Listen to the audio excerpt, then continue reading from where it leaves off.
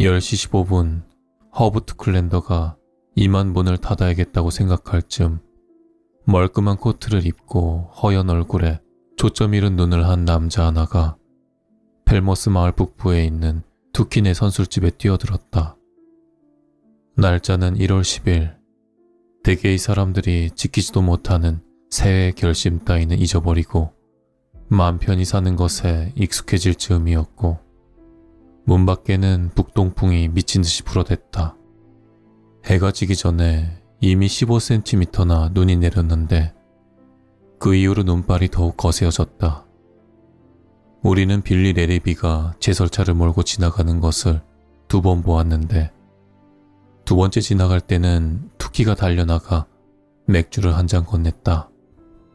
우리 어머니라면 그걸 보고 순수한 온정의 발로라고 말했을 텐데 한창 때 어머니가 투킨의 맥주를 얼마나 마셨는지 알만한 사람은 모두 알았다. 빌리는 중앙로에 쌓인 눈을 치우고 있었지만 주변 도로는 이미 폐쇄되었고 다음날 아침까지는 상황 변동이 없을 것이라고 말했다. 포틀랜드 지역 라디오 방송은 눈이 30cm는 더 올 것이고 시속 65km에 이르는 바람에 쌓인 눈이 다시 흩날리게 된다고 예보했다. 바에는 투키와 나 단둘이 앉아 처마에 부딪히는 바람 소리를 들으며 바람에 화롯불이 춤추는 것을 지켜보았다. 투키가 말했다. 도로를 위해 한 잔. 부스, 이제 문 닫아야겠어요. 그는 나에게 한 잔을 따랐고 자기 잔에도 한 잔을 따랐다. 그때 문이 부서질 듯 열리더니 낯선 사람이 비틀거리며 들어왔다. 어깨매 머리며 눈이 쌓인 것이 과자 공장 설탕 더미에서 구르다 온 사람 같았다. 열린 문으로 모래처럼 가는 눈이 바람에 날려 들어왔다. 투키가 그에게 냅다 소리를 질렀다. 문 닫아요. 뭐 하는 거요 지금? 나는 그렇게 겁을 집어먹은 표정을 한 사람을 본 적이 없다. 그는 오후 내내 불붙은 쐐기풀을 먹어댄 말 같았다. 그의 눈동자가 투키에게 모였다. 우리 집사람, 우리 딸. 그 말과 함께 그는 정신을 잃고 바닥에 고꾸라졌다. 투키가 말했다. 이런, 어떻게 된 거야? 문 좀 닫아줄래요? 부스.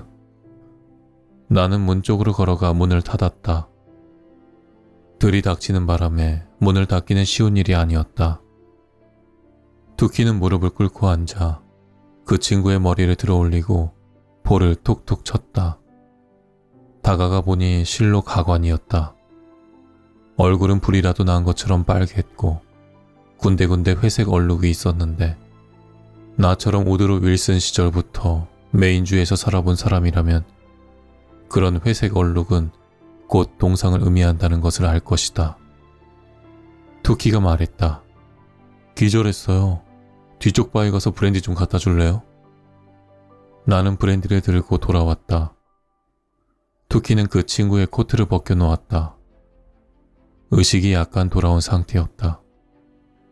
눈은 반쯤 떴고 뭐라고 중얼거렸지만 소리가 작아 알아들을 수는 없었다. 뚜껑에 따라줘봐요. 투키가 말했다. 뚜껑 가지고 되겠어? 그에게 물었다. 투키가 말했다. 그건 거의 다이너마이트급이에요. 무리가 가게 해서는 안 된다고요.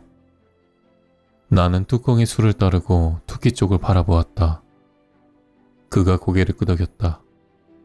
쭉 부어보세요. 그의 입에 술을 부었다.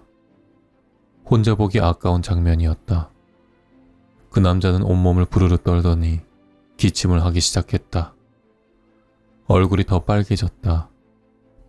반쯤 열려있던 눈꺼풀은 커튼을 젖히듯 단번에 말려 올라갔다. 나는 사뭇 놀랐지만 투키는 커다란 아기를 다루듯 그를 앉혀놓고 등을 토닥토닥 두드렸다. 그가 토악질을 하기 시작하자 투키는 다시 그를 두드려 주었다. 그가 말했다. 좀 더 해주세요. 그 브랜디 효과가 있군. 그 남자는 기침을 좀 더 했지만 확실히 잦아드는 기색이었다. 이제야 좀 그를 제대로 볼 수 있었다. 도시 사람이고, 맞아. 보아하니 보스턴 남쪽 어디 출신인 것 같은데 비싸지만 얇은 아동용 장갑을 꼈다. 손에 회백색 얼룩이 좀 더 있을지 모르지만 손가락을 잃지 않은 것만도 다행이었다. 코트는 꽤 비싸 보였다. 그만큼 비싼 건 본 적이 없지만 한 $300 되려나. 그는 또 조그만 부츠를 신었는데 발목까지 오지도 않았다. 발가락이 괜찮을지 걱정이 들었다. 좀 나아졌어요. 그가 말했다.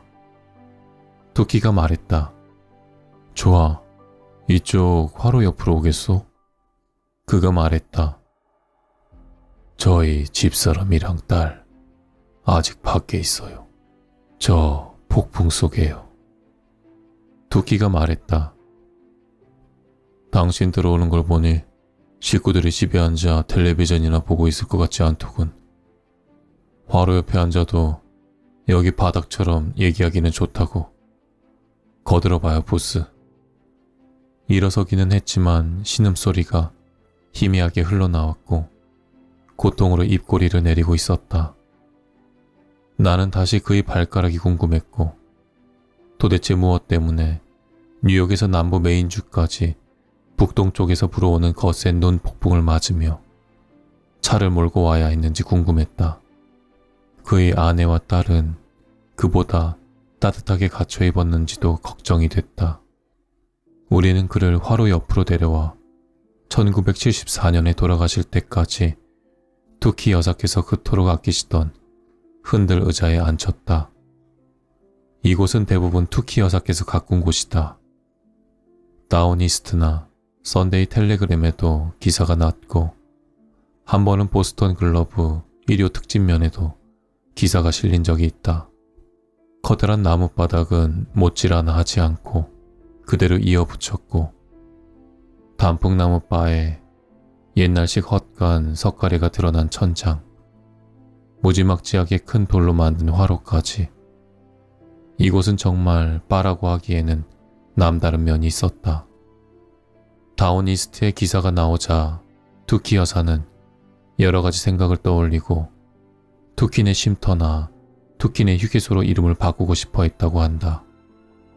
나는 그 말들에 미국 식민지 건설 시대 같은 느낌이 있다는 것을 인정하지만 그냥 단순한 옛날식 이름 투키네 선술집이 더 좋다. 그리고 오늘처럼 수많은 겨울밤을 투키와 나 단둘이 앉아 스카치 워터나 맥주 몇 병을 마시며 보냈다. 아내 빅토리아는 73년에 죽었고 투키네는 째깍째깍 죽음이 다가오는 소리가 묻힐 만큼 다른 소리를 많이 들을 수 있는 곳이었다. 투키와 나 단둘이 있어도 충분했다. 이곳이 투키네 휴게소였다면 지금 같은 느낌이 들지는 않았을 것이다. 말도 안 되는 것 같지만 사실이 그렇다. 남자는 화로 옆에 앉자마자 더욱 심하게 몸을 떨었다. 무릎을 감싸 안은 채 이빨을 부딪히며 떨었고 코끝에는 맑은 콧물 몇 방울이 흘러나왔다. 15분만 더 있었어도 죽었을 거라고 생각하는 것 같았다. 눈이 문제가 아니라 차가운 바람이 문제였다. 그래서 체온이 떨어지는 것이다. 도로는 놔두고 어디로 간 거요? 투키가 물었다. 여기서 한 10km 남쪽이요. 그가 말했다. 투키와 나의 눈길이 마주쳤다. 갑자기 나는 오한을 느꼈다. 온몸이 오싹해졌다. 투키가 다그쳤다. 정말이요? 이 눈 속에서 10km를 왔단 말이요? 그가 고개를 끄덕였다. 마을을 지날 때 분명히 계기판 주행 기록계를 확인했어요. 표지판 대로 가는데 처제를 만나러 가는 길이었죠. 컴벌랜드예요. 처음 가보는 거였어요. 우린 뉴저지에서 왔어요. 뉴요커보다 더 멍청한 사람이 있다면 그 사람은 필경 뉴저지 출신이다. 10km라고요. 확실한 게요? 토끼가 다그쳤다. 예, 확실해요. 갈림길을 발견했는데 길이 없어졌어요. 거기는 토끼가 그를 붙잡았다. 이글거리는 화롯불에 비친 토끼의 얼굴은 창백하고 긴장한 듯했고 본래 나이 66보다 10년은 더 들어 보였다. 우회전을 했소? 예, 우회전이요. 집사람이. 표지판은 봤소? 표지판이요. 그는 토끼를 멍하니 올려다보며 코끝을 쓱 닦았다. 분명히 봤죠. 그렇게 설명을 들었거든요. 조인트 너가에서 예루살렘 롯을 지나 295번 도로로 들어가라고요. 토끼를 바라보던 그가 눈길을 나에게 돌렸다가 다시 토끼를 바라보았다. 밖에서는 바람이 처마에 부딪히며 윙윙거리기도 하고 신음 비슷한 소리를 내기도 했다. 예루살렘 롯이라고요? 토끼가 말했지만 목소리가 너무 낮아 잘 들리지 않았다. 오, 하나님. 뭐 잘못됐나요? 그 남자가 말했다. 목소리가 높아졌다. 뭐 잘못됐나요? 그러니까 도로가 없어졌지만 제 생각엔 마을이 있다면 제설자가 작업을 하고 있을 테고. 그는 거의 기가 죽어 있었다. 토끼가 낮은 목소리로 말했다. 보스, 전화 좀 해보세요. 보안관한테 전화하세요. 뉴저지에서 온 이 멍청이가 말했다. 당연하죠. 그렇게 해야겠죠. 하지만 무슨 문제가 있는 거죠? 귀신이라도 본 것처럼 그러시잖아요. 토끼가 말했다. 예루살렘 롯에 귀신은 없소. 선생, 차 안에서 꼼짝 말고 있으라고 했나요? 당연히 그렇게 말했죠. 정신은 멀쩡하다고요. 상처받은 목소리였다. 내가 그에게 물었다. 이름이 뭐요? 보안관한테 말해야 해요. 럼니요. 제라드 럼니. 그가 말했다. 그는 다시 토끼와 이야기를 했고 나는 전화기 쪽으로 갔다. 전화기를 들었지만 신호음이 들리지 않았다. 끊긴 버튼을 두어 차례로 눌러보았다. 아무 소리도 들리지 않았다. 그들 옆으로 돌아왔다. 토끼는 제라드 럼리에게 브랜디 한 모금을 주었고 그는 이번에는 훨씬 더 부드럽게 넘겼다. 자리에 없어요? 토끼가 물었다. 전화가 불통이야. 이런 제기를. 토끼가 말했다. 우리는 서로를 쳐다보았다. 밖에서는 눈발을 창문에 흩뿌리며 바람이 세차게 불었다. 토끼를 바라보던 럼리가 나에게 눈길을 돌렸다가 다시 토끼를 바라보았다. 그럼 두 분 중에 차 있으신 분 없으세요? 그가 물었다. 목소리에 다시 근심이 가득했다. 히터를 틀려면 엔진을 켜놓아야 해요. 기름은 4분의 1밖에 없었고 1시간 30분이나 걸렸으니까. 이봐요. 대답 좀 해보라고요. 그가 벌떡 일어서 토끼의 셔츠를 잡았다. 선생, 당신 손이 머리랑 따로 노는 것 같소, 지금. 토끼가 말했다. 럼리는 자기 손을 보다 토끼를 보고 손을 놓았다. 메인이라고. 그가 중얼거렸다. 누군가의 어머니에게 욕이라도 하는 소리 같았다. 그가 말했다. 좋아요. 제일 가까운 주유소가 어디죠? 주유소에는 견인차가 있을 테니까. 팔머스 센터에 있는 주유소가 제일 가깝지. 여기서 5km 정도 되고. 내가 말했다. 고맙습니다. 그는 약간은 비꼬는 투로 말하고 코트 단추를 채우며 문 쪽을 향했다. 하지만 열지는 않았을 거요. 내가 말을 이었다. 그는 천천히 돌아서 우리를 쳐다보았다. 무슨 말씀을 하시는 거죠? 발머스 센터 주유소는 빌리 레랩이라는 사람이 하는 건데 빌리는 지금 차를 몰고 나와서 눈을 치운다는 말을 하는 거요. 이 멍청한 양반아. 그러니 된통 혼나기 전에 이리 와 앉는 게 어떻겠소? 투키가 침착하게 말했다. 돌아와 앉았지만 그는 겁을 집어먹어 제정신이 아닌 것 같았다. 그러니까 당신들 아무것도... 투키가 말했다. 나는 아무 말도 하지 않겠소. 선생은 얘기를 마저 해요. 얘기를 다 하고 잠깐 쉬면 그때 생각해도 되니까. 그가 물었다. 이 마을은 어디죠? 예루살렘 롯인가요? 도로는 왜 없어졌죠? 불빛도 전혀 없던데요. 내가 말했다. 예루살렘 롯은 2년 전에 불타 없어졌지. 다시 짓지 않고요? 그는 믿을 수 없다는 표정이었다. 보셨다시피 나는 투키를 바라보았다. 그래서 어떻게 할 생각인가? 거기 둬서는 안 되죠. 그가 말했다. 나는 투키에게 다가갔다. 럼리는 창밖 눈 내리는 밤을 내다보며 안절부절 못했다. 일이 터져버렸으면 어쩌지? 내가 물었다.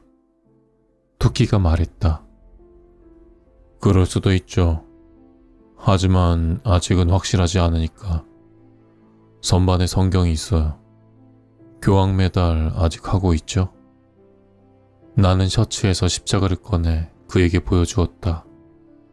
나는 회중파 집안에서 나고 자랐지만 예루살렘 롯 근처에 사는 사람들은 대부분 뭔가를 지니고 있었다. 십자가, 성 크리스토퍼 메달, 로사리오 같은 것.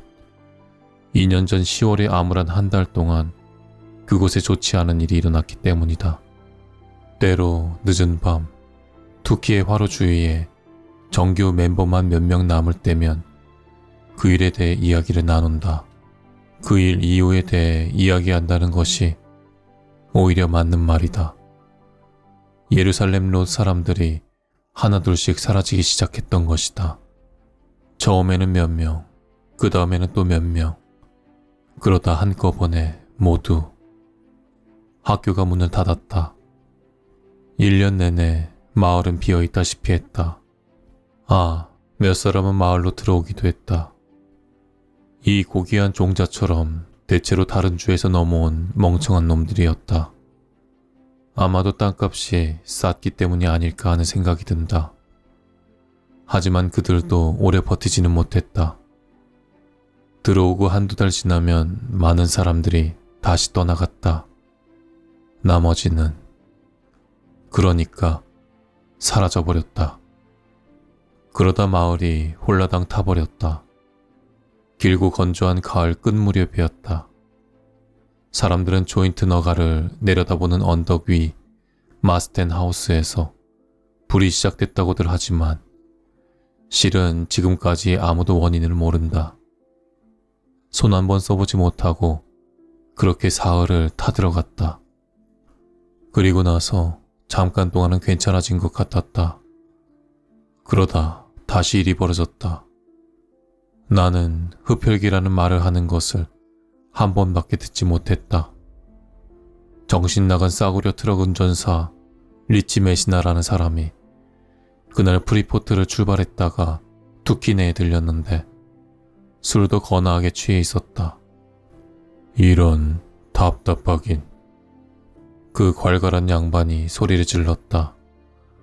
모바지에 격자무늬 셔츠를 입고 가죽을 덧댄 부츠를 신었는데 일어서면 구척 장신이었다. 그렇게 겁이나 집어먹고 아무 말도 못하는 거야? 흡혈귀. 모두들 그거 생각하고 있는 거 아니야. 이런 똥통에 머리를 박아도 시원찮을 바보들아. 영화 보고 벌벌 떠는 어린애들하고 똑같은 놈들이잖아. 예루살렘 롯에서 무슨 일이 있었는지 알아? 얘기해 줄까? 얘기해봐, 리치. 토키가 말했다. 일순간 술집 안에 정막이 흘렀다. 화로의 장작 타는 소리까지 들릴 정도였고 밖에는 11월의 보드라운 빗방울이 어둠 속에서 흩날렸다. 얘기해 주세요. 리치 메시나가 우리에게 말했다. 그냥 들게 한 무리가 있을 뿐이야. 그것밖에 없다고. 그냥 그것뿐인데 그럴듯한 유령 이야기를 좋아하는 아줌마들 때문에 이렇게 된 거야. 왜? 80달러만 걸어봐. 너희들 그렇게 무서워하는 그 유령의 집에 뭐가 있는지 밤이라도 세우고 올 테니까. 어때? 돈 좀 걸어볼 사람 없어? 아무도 나서지 않았다. 리치는 입이 걸었고 취하면 막무가내였을 뿐더러 그가 죽더라도 눈물을 흘려줄 사람은 아무도 없었다. 하지만 해가 떨어진 예루살렘 롯에 그가 들어가는 것을 보고 싶어하는 사람은 없었다. 리치가 말했다. 이런 꽉 막힌 사람들을 봤나? 내 차 쉐비 트렁크에 십자가만 4개가 있어. 그거면 발머스든 검벌랜드든 아니면 예루살렘 롯이든 어딜 가도 괜찮다고. 그럼 나 혼자 간다. 그는 문을 꽝 닫고 나가버렸고 잠깐은 누구 하나 입을 여는 사람이 없었다. 잠시 후 레이몬트 헨리가 나직이 입을 열었다. 이제 아무도 리치 메시너를 다시 보지 못할 거야. 아, 하느님. 엄마 무릎에서부터 감리교도로 자란 레이몬트가 십자성호를 그었다. 술 깨면 정신 차릴 거야. 토키가 말했지만 그리 편한 목소리는 아니었다. 문 닫을 때쯤이면 돌아올 거야. 그냥 농담이었다고 하면서 말이야. 하지만 맞은 쪽은 레이몬트였다. 그 이후 리치를 본 사람은 아무도 없었다. 그의 아내는 주 경찰에게 남편이 수집상을 혼내주겠다고 플로리다주에 간 것으로 안다고 말했지만 진실을 말하는 것은 그녀의 눈, 두려움이 비치는 해쓱한 그 눈이었다. 얼마 지나지 않아 그녀는 로드 아일랜드로 이사를 가버렸다. 아마도 그녀는 어두운 밤 리치가 나타나 그녀를 쫓아올 거라고 생각했는지 모른다. 나는 리치가 정말 그러지 않았을 거라고 말하지 못하겠다. 이제 투키는 나를 보았고 나는 투키를 보며 셔츠에 십자가를 다시 넣었다. 나는 내 생전 그렇게 늙고 겁에 질린 기분이 된 적이 없다. 투키가 다시 말했다. 그냥 거기 놔둘 순 없어요, 부스. 그래, 알아.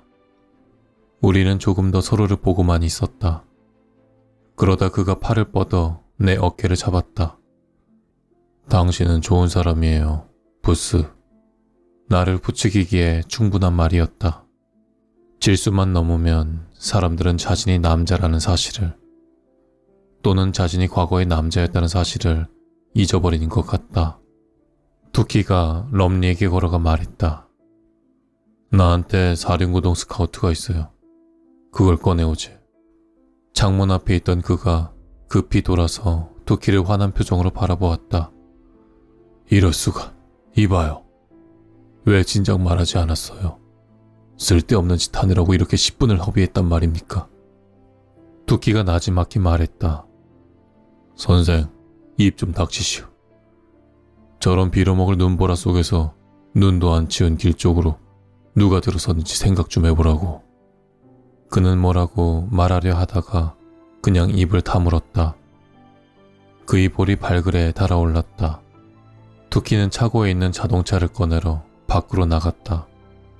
나는 바 밑에서 크롬 플라스크를 찾아 브랜디를 채워 넣었다.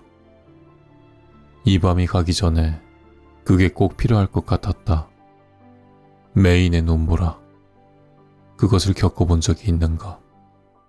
눈이 많이도 내리는데 가늘기까지 하는 것이 모래가 날리는 것 같고 차나 트럭에 부딪히는 소리도 모래가 부딪히는 소리 같다.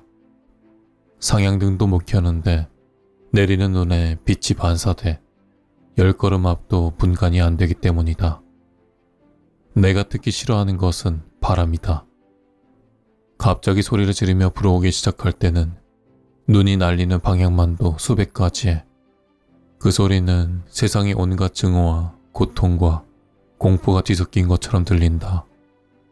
눈 폭풍의 중심에는 죽음, 하얀 죽음 또는 죽음 이상의 무언가가 있다. 셔터를 내리고 문을 잠그고 침대에 갖가지 포근한 것을 쌓아 그 속에 들어간 것처럼 아무 소리도 들리지 않는 것이다. 운전을 할 때는 그만큼 상황이 나빠진다. 게다가 우리는 예루살렘 롯으로 곧장 들어가고 있다. 좀 더 서둘러 주실 수 없어요? 럼리가 물었다. 내가 말했다. 반은 얼어주고 온 사람이 그래, 그렇게 서두르다 또 걸어가고 싶단 말이신가? 그는 나를 원망하는 눈초리로 쳐다보았지만 아무 말도 하지 않았다. 우리는 고속도로를 시속 40km 속도로 천천히 달렸다. 빌리가 이 길의 눈을 고작 1시간 전에 치우고 지나갔다는 것이 믿어지지 않았다. 15cm가 넘는 눈이 쌓여 있었고 계속해서 더 쌓였다. 전에 없이 센 바람이 스카우트를 흔들어댔다. 헤드라이트를 켜도 소용돌이치는 눈보라 외에 아무것도 보이지 않았다. 다른 차는 한 대도 보이지 않았다. 10분 정도가 지나 럼리가 외쳤다. 이봐요. 저게 뭐죠? 그는 내가 앉은 쪽을 가리켰다. 나는 죽어라 앞만 보았다. 나는 고개를 돌렸지만 그림자만 보일 뿐 너무 늦었다. 축 늘어진 형체가 차 뒤쪽 어두운 눈발 속으로 사라지는 것을 본 기분이 들었지만 그저 상상일 수도 있었다. 뭐였지? 사슴인가? 내가 물었다. 두키가 떨리는 목소리로 말했다. 그런 것 같아요. 하지만 눈이 빨갰어. 그가 나를 바라보았다. 밤에는 사슴 눈이 그렇게 보이나요? 거의 우는 소리 같았다. 어떻게도 보일 수 있지. 내가 말했다. 그 말이 사실일 수도 있지만 수없이 차를 타고 가다 수많은 사슴을 보았어도 빨간 눈을 한 사슴은 본 적이 없었다. 두키는 아무 말도 하지 않았다. 15분 정도 흐른 후 길 오른편 눈더미가 그리 높지 않은 곳에 다다랐다. 제설차가 분기점을 지나면서 제설기를 약간 들어주었던 모양이다. 여기서 우회전을 했던 것 같아요. 표지판이 안 보이는데. 럼리가 말했지만 자신 있는 어조는 아니었다. 여기가 맞아. 투키가 대답했다. 전혀 그답지 않은 목소리였다. 표지판 지지대 꼭대기만 보여. 아, 그러네요. 안심한 듯 럼리가 말했다. 저기요, 투크랜더 씨. 아까 좀 급하게 굴었던 거 용서하세요. 춥기도 하고 걱정도 되고 바보 같은 생각이 200개는 드는 거예요. 두 분 모두에게 정말 감사드립니다. 식구들이 차에 타기 전에는 부스한테고 나한테고 고마워할 필요 없어요. 투키가 말했다. 사령구동으로 기어를 조정하고 눈더미를 헤치며 예루살렘 롯을 지나 295번 도로를 향하는 조인트 너가에 들어섰다. 차의 진흙바지에서 눈이 날려올랐다. 차 뒤쪽이 부서지는 것 같았지만 헥토르는 저리 가라는 듯 눈속을 계속해서 달려나갔다. 그는 운전대를 돌리며 중얼거리기도 하면서 앞으로 나아갔다. 헤드라이트 불빛에 희미한 타이어 자국이 잠깐 보이다 다시 사라지곤 했는데 럼리의 차바퀴 자국인 듯 했다. 럼리는 몸을 앞으로 기대고 자기 차를 찾고 있었다. 갑자기 투키가 말했다. 럼리 씨, 뭐 있어요? 그가 투키 주위를 둘러보았다. 이쪽에 사는 사람들은 예루살렘 롯에 미신 같은 게 있어요. 투키가 말했다. 쉽게 말하는 것 같았지만 그의 입에 긴장이 흐르는 것, 그의 눈이 좌우로 왔다 갔다 하는 것이 보였다. 당신 식구들이 차 안에 있다면 뭐 괜찮지.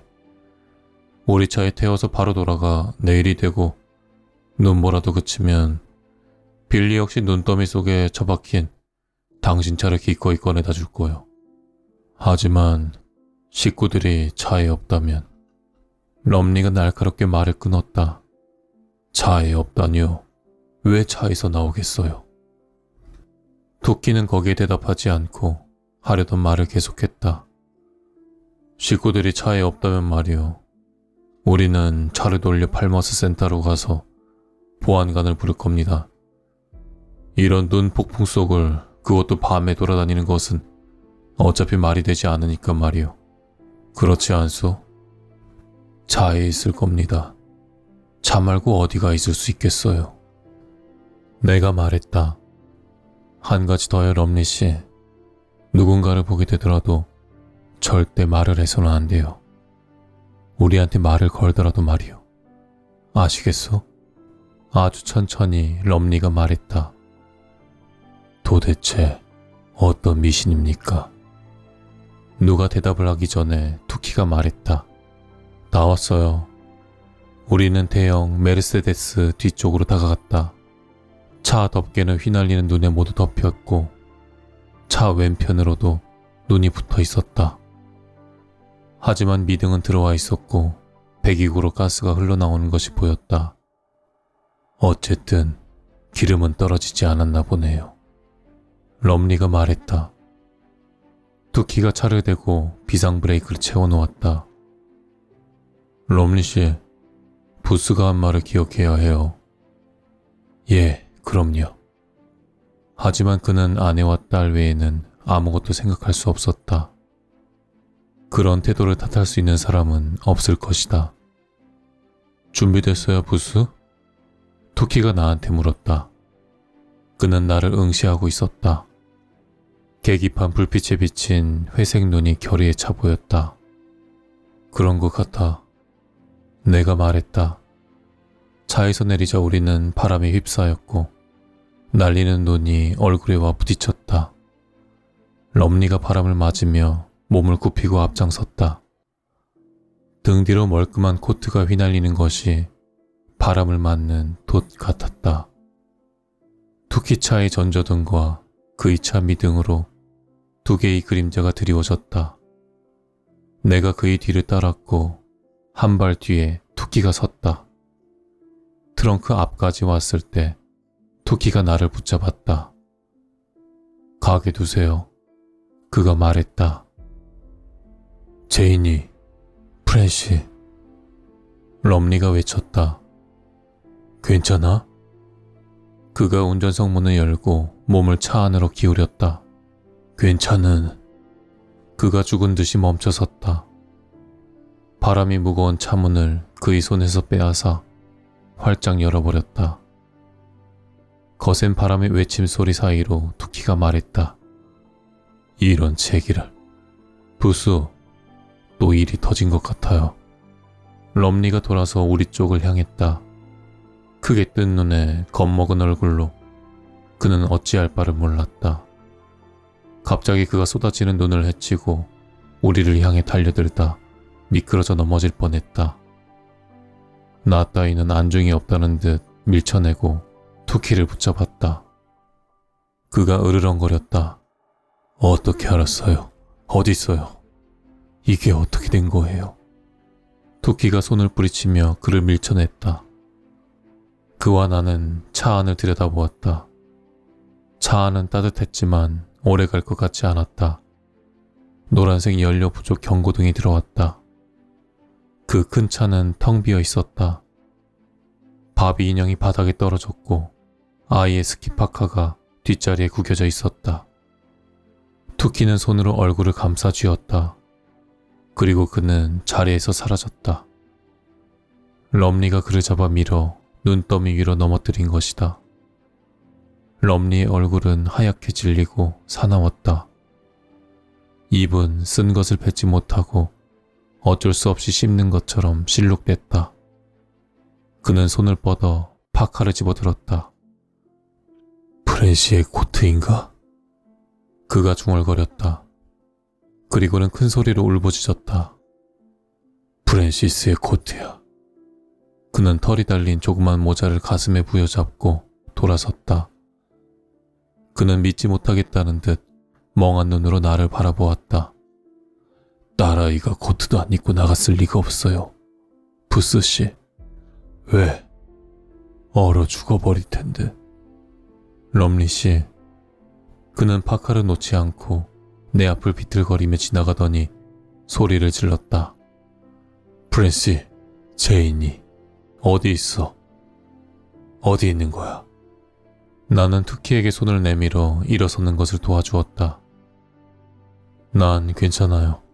저 사람 붙잡아야 돼요, 부스. 우리는 최선을 다해 그의 뒤를 따라갔지만 눈이 엉덩이까지 쌓인 곳도 있어 생각처럼 빨리 뛰지는 못했다. 하지만 그가 멈춰선 덕에 따라잡을 수 있었다. 럼리씨. 투키가 그의 어깨에 손을 얹으며 말했다. 럼리가 말했다. 이 길이야. 이 길로 가는 거야. 보세요. 우리는 바닥을 내려보았다. 우리는 일종의 구덩이에 들어와 있었고 바람은 머리 바로 위로 불었다. 두 종류의 발자국이 났는데 하나는 컸고 하나는 작았다. 그마저도 눈이 쌓여갔다. 5분만 늦었어도 발자국은 남지 않았을 것이다. 그는 바닥을 보며 걷기 시작했고 투키는 그를 잡아 끌었다. 안 돼요. 안 돼요, 럼리. 럼리가 사나운 얼굴을 들어 투키를 보더니 주먹을 꽉 쥐었다. 주먹진 손을 뒤로 약간 들어 올렸지만 투키의 얼굴에서 무엇을 보았는지 주저했다. 투키를 바라보던 그는 눈길을 나에게 돌렸다가 다시 투키를 바라보았다. 우리가 멍청한 아이들이라도 되는 양 그가 말했다. 얼어 죽을 거예요. 무슨 말인지 모르겠어요. 딸아이는 외투도 입지 않았고 이제 겨우 7살이라고요. 투키가 말했다. 어디 있는지 알 수 없어. 저 발자국을 따라갈 수도 없어. 바람 한번 불면 다 없어질 텐데. 어쩌자는 겁니까? 경찰을 부르러 가는 동안 얼어 죽을 거예요. 프란시스랑 집사람이랑 둘 다요. 럼리의 목소리는 높고 신경질적이었다. 투키가 말했다. 그의 눈이 럼리의 눈을 잡아 끌었다. 벌써 얼어 죽었을 수도 있어요. 얼어 죽었거나 아니면 더 안 좋을 수도 있어요. 럼리가 중얼거렸다. 무슨 말이죠? 똑바로 말하란 말이야. 빌어먹을. 말해봐요. 투키가 말했다. 럼리씨, 이 마을엔 뭔가가 있어. 하지만 결국 그 말을 입 밖에 낸 것은 나였다. 내가 그 말을 하게 될 줄은 정말 몰랐다. 흡혈귀가 있어요, 럼리씨. 예루살렘 롯엔 흡혈귀가 득실거려요. 이해하기 어려운 줄은 알지만 그가 나를 쳐다보는 눈치가 정신이라도 나가지 않았느냐는 듯 했다. 그가 중얼거렸다. 미쳤어? 당신들 미쳤어? 그는 등을 돌리고 서서 손을 동그랗게 오므려 입에 갖다 대고 소리질렀다. 프랜시, 제인이. 그는 버둥거리며 앞으로 걸어나갔다. 그의 값비싼 코트 밑단까지 눈이 쌓였다. 나는 투키를 바라보았다. 이제 어떡하지? 쫓아가 봐야죠. 투키가 말했다. 내린 눈에 머리카락이 뭉친 모양이 정말 약간은 미친 사람 같았다. 저 사람 그냥 저렇게 내버려 둘 수는 없어요. 부스, 당신은 그럴 수 있어요? 아니, 그럴 수 없지. 내가 말했다. 그래서 우리는 눈길을 헤치며 최선을 다해 럼리를 뒤쫓아 걷기 시작했다. 하지만 그와의 간격은 점점 더 멀어졌다. 그는 알다시피 아직 젊었다. 그는 황소처럼 눈밭을 헤치며 발자국을 뒤쫓았다. 관절염이 다시 나를 심하게 괴롭히기 시작해 발을 자꾸 내려다보며 생각했다. 조금만 더 가보는 거야. 제 길을 가보는 거야. 나는 눈을 맞으며 양다리를 벌리고 선 투키에게 달려갔다. 그는 머리를 떨구고 양손으로 가슴을 누르고 있었다. 투키, 괜찮은가? 내가 말했다. 투키가 손을 내저으며 말했다. 난 괜찮아요. 저 사람 옆에 있어야 돼요, 부스. 녹초가 되면 우리가 왜 그랬는지 알 거예요. 언덕에 올라서서 보니 럼리가 아래쪽 바닥에 서서 필사적으로 발자국을 찾고 있었다. 불쌍한 사람 같으니 식구들을 찾기는 힘들어 보였다. 아래쪽 그가 서 있는 곳에서는 바람을 온전히 맞아야 했다. 1시간은 고사하고 3분만 지나도 발자국은 지워 없어질 노릇이었다. 그는 고개를 들고 어둠 속을 향해 소리를 질렀다. 브랜시, 제인이 대답 좀 해봐. 절박한 그의 외침에는 공포가 서려 있어 안타까웠다. 대답 대신 들리는 것은 화물기차 지나가는 소리, 비슷한 바람 소리뿐이었다. 그를 비웃는 소리처럼 들리기까지 했다. 뉴저지 신사 양반, 멋진 차에다 낙타 모피코트 입은 당신네 식구들은 내가 좀 데려갔다네. 데려가면서 발자국은 모두 지워버렸다네. 아침이면 냉장고에 넣어둔 딸기처럼 깔끔하게 얼었을 거라네. 투키가 바람소리 너머로 외쳤다. 럼리, 이봐요. 흡혈귀든 괴물이든 아무것도 무섭지 않다고 했소만 이건 좀 생각해야 해요. 당신 지금 상황을 더 안 좋게 만들고 있다고. 그러니까 지금부터는. 대답이 들려왔다. 어둠 속에서 조그만 은종이 딸랑거리듯 사람 소리가 들려왔고 내 가슴은 호수에 뜬 얼음처럼 얼어붙었다. 제리, 당신이야? 럼리는 소리나는 쪽으로 내달렸다. 키 작은 잡목님의 어두운 그림자로부터 그녀가 유령처럼 나타났다. 그녀는 그래, 도시의 세련된 여성이었고 세상에서 가장 아름다운 사람인 것처럼 보였다. 그녀에게 다가가 무사해서 얼마나 다행인지 모르겠다고 말을 붙여보고 싶을 정도였다. 그녀는 묵직한 초록색 외투를 입었는데 판초라고들 하는 물건 같았다. 외투가 이리저리 바람에 춤을 췄고 검은 머리는 12월의 개울처럼 한겨울의 추위로 얼어붙기 직전에 개울처럼 사나운 바람에 출렁거렸다. 나는 그녀에게 한 걸음 다가섰던 것 같다. 투키가 거칠지만 따뜻한 손길로 내 어깨를 잡았던 것을 보면, 그리고 여전히 나는 뭐라고 표현할 수 있을까? 목과 어깨 주위로 초록색 판초가 펄럭이는 그토록 아름다운 그녀를 월트 드라메어의 시에 나오는 아름다운 여성처럼 이국적이고 묘한 매력을 가진 그녀를 열망했다. 럼리가 울부짖었다. 제인이. 그는 쌓인 눈을 헤치며 어렵게 그녀에게 다가가 손을 내밀었다. 투키가 소리쳤다. 안 돼, 럼리. 그는 우리 쪽을 보지도 않았다. 하지만 그녀는 보았다. 그녀는 우리를 올려다보고 씩 웃었다. 그런 그녀의 모습을 보고 나는 열망과 동경이 무덤처럼 차가운 수위 속 유골처럼 하얗고 고요한 공포로 바뀌는 것을 느꼈다. 사실 처음 나타났을 때부터 그녀의 눈에서 음침한 빨간 빛이 비치는 것을 보기는 했다. 그것은 사람의 눈이라기보다는 늑대의 눈이었다. 이를 드러내고 웃을 때는 이가 얼마나 길어졌는지 똑똑히 보였다. 그녀는 이제 사람이 아니었다. 진작에 죽은 몸이었지만 어떤 이유에선지 이 어둡고 무시무시한 폭풍 속에서 소생한 것이었다. 투키가 그녀에게 십자성호를 그려 보였다. 그녀가 움찔하며 물러섰다. 하지만 우리를 보고 다시씩 웃었다. 우리는 너무 멀리 왔고 너무 무서웠다. 내가 중얼거렸다. 안 돼. 막을 수 없을까? 너무 늦었어요. 투키가 냉정하게 말했다. 럼리가 그녀 앞에 다다랐다. 눈에 뒤덮인 모습이 마치 유령 같았다. 그는 그녀에게 손을 내밀었다. 그는 비명을 지르기 시작했다. 어린아이처럼 비명을 지르던 그 모습. 꿈에서 다시 들릴 듯한 소리였다.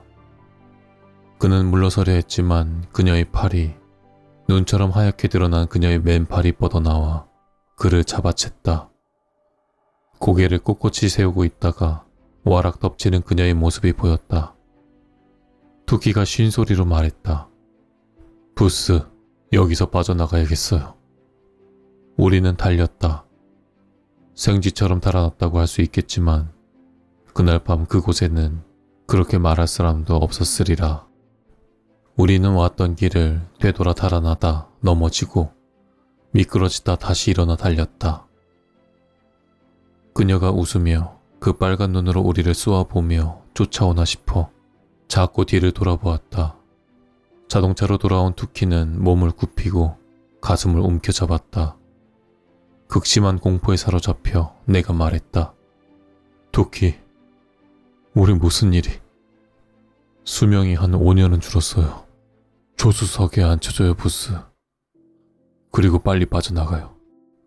나는 코트 밑으로 팔을 집어넣고 그를 부축해 어렵게 차에 태웠다. 그는 머리를 기대고 앉아 눈을 감았다. 그의 피부는 창백한 노란색으로 변해 있었다. 나는 트럭 앞쪽을 돌아 운전석으로 젠걸음을 놀리다 갑자기 나타난 어린 여자아이와 부딪힐 뻔했다. 그 아이는 운전석 문 바로 옆에 서 있었고 따은 머리에 노란색 얇은 드레스만 입고 있었다. 그 아이가 높고 명쾌한 음성으로 아침 안개처럼 달콤한 목소리로 말했다. 할아버지, 우리 엄마 좀 찾아주실 수 있어요? 엄마가 없어졌는데 너무 추워서. 내가 말했다. 얘야, 차에 타야겠구나. 네 어머니는 말이다. 하던 말을 끝마칠 수가 없었다. 여태껏 살면서 기절할 뻔한 적은 그때가 처음이었다. 아이는 거기 눈 위에 서 있었는데 발자국은 어느 방향으로도 나지 않았다. 럼리의 딸 프랜시스가 다시 나를 올려다보았다. 그 아이는 이제 겨우 7살이었고 앞으로도 영원히 7살로 남을 것이다. 아이의 조그만 얼굴은 시체처럼 소름 끼치도록 하였고 눈은 빨갛고 맑은 것이 그 속으로 빨려 들어갈 것 같았다. 아이의 턱 밑으로는 바늘에 찔린 듯한 2개의 상처가 보였다. 상처 끝부분은 무섭게 문드러져 있었다. 아이가 나에게 손을 내밀며 미소를 지었다. 아이의 목소리가 간드러졌다. 안아주세요, 할아버지. 뽀뽀해드릴게요. 그 다음에 할아버지가 우리 엄마를 찾아주세요. 나는 그러고 싶지 않았지만 달리 어떻게 할 수도 없었다. 나는 허리를 굽히고 팔을 내밀었다. 아이가 입을 살짝 벌렸고 분홍빛 입술 안쪽으로 조그만 송곳니가 보였다. 그녀의 턱으로 밝고 투명한 것이 비쳤는데 희미한 공포 속에 나는 그것이 침이라는 것을 알았다. 아이는 내 목에 작은 손을 둘렀다. 나는 생각했다. 그래, 뭐가 그리 나쁘겠어. 그렇게 나쁘진 않을 거야. 지나고 보면 그렇게 끔찍하진 않을 거야. 그때 자동차에서 검은 물체가 날아와 아이의 가슴을 때렸다. 빛이 번쩍하다 금세 사라졌고 이상한 연기 냄새가 났다. 아이는 쉿소리를 내며 뒤로 물러섰다. 아이 얼굴이 일그러져 분노와 증오와 고통으로 얼룩진 여우 얼굴처럼 변했다. 그녀는 슬금슬금 옆으로 걸음을 옮기더니 사라져버렸다. 한때 아이가 있던 자리에 사람 모양 비슷하기도 한 눈덩이가 있었다. 바람이 불자 눈덩이도 날려 없어졌다. 토끼가 속삭였다. 부스, 지금이에요. 빨리. 나는 급히 움직였다. 하지만 그가 아이에게 던졌던 것을 챙겼으니 그렇게 서두른 것도 아니었다. 그의 어머니가 물려주신 두 A의 성경이었다. 얼마 전 일이었다. 나는 이제 좀 더 나이가 들었고 그때 나는 겁쟁이는 아니었다. 허버트 쿠랜더는 2년 전 세상을 떴다. 그는 밤에 평화롭게 떠났다. 선술집은 그 자리에 그대로 있다. 워터빌에서 온 어떤 남자와 그의 아내가 가게를 인수했다. 좋은 사람들이고 가게는 거의 그대로 유지하고 있다. 하지만 자주 가지는 않는다. 토끼가 없는 지금은 어쨌든 좀 다르다. 예루살렘 롯은 언제나 그랬던 것처럼 거의 변한 게 없다. 다음날 보안관이 기름도 떨어지고 배터리도 방전된 럼리의 차를 찾아냈다. 토끼도 나도 그에 대해서는 아무 말도 하지 않았다. 뭐라고 말할 수 있었을까? 지금도 가끔은 히치하이커나 캠핑 나온 사람들이 스쿨야드 힐이나 하모니 힐 공동묘지 근처에서 사라지곤 한다. 비나 눈을 맞아 퉁퉁 불고 색은 바랜 배낭이나 책들만 발견이 되곤 한다. 하지만 사람은 발견되지 않는다. 나는 아직도 눈폭풍이 있던 그날 밤 일로 악몽을 꾼다. 그 여자는 거의 나오지 않고 대체로 안아달라고 팔을 내밀며 미소 짓던 그 조그만 아이가 나타난다. 아이는 나에게 뽀뽀를 해주려고 한다. 하지만 나는 나이가 많아 꿈은 금방 끝난다. 조만간 남부 메인을 여행할 사람이 있을지 모르겠다. 시골 풍경이 아름다운 곳이다. 음료수라도 한잔하러 투킨의 선술집에 들를 수도 있다. 좋은 곳이다. 가게 이름도 그대로다. 그러니 목을 축일 것은 축이되 북쪽으로 멈추지 말고 지나가라는 것이 내가 해주고 싶은 충고다. 무슨 일이 있어도 예루살렘 롯으로 빠지는 길은 들어서지 말기를. 특히 해가 지고 나서는. 거기 어딘가에 조그만 여자아이가 있다. 아이는 잘 자라고 뽀뽀를 해줄 사람을 아직도 기다릴 것이다.